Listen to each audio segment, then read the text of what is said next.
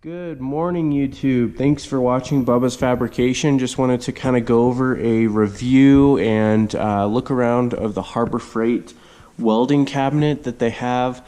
I believe I picked this one up for about 189 bucks. It was one of the sales that they had at Harbor Freight. Since I've had it for about a year now, and to be honest, it's been excellent. All of the drawers work amazing. It doesn't get used every day, but it gets used fairly often and it's held up great. There is an area here on the back where you can hook up gas if you'd like to. I just run the flux core wires, so don't have a need for that right now, but probably in the future I would. The cart's, pretty stable and everything like that.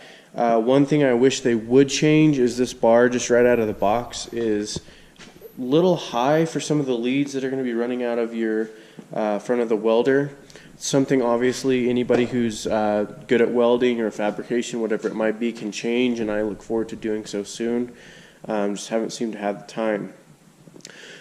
Another thing that's a little frustrating with the cart is the front wheels do seem to get stuck in the larger cracks, as you can see along my garage floor. Not a huge deal, just something I wish there was maybe some rubberized wheels or maybe even some bigger size wheels on the bottom of it in the front. Other than that, this cart's been amazing. On the very bottom here, there's quite a bit of storage. I keep my welding helmet in there and some other attachments that came with my welder originally.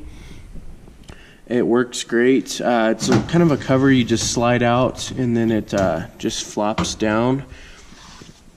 Next up here we have a little bit larger drawer. There's no inserts or anything in this one. Basically, it's a fair size. I keep my gloves in here, micrometer, and even my welding jacket at times. It's definitely big enough for all of those things. This next one here, usually brushes, vice grips, attachments for the drill, things like that.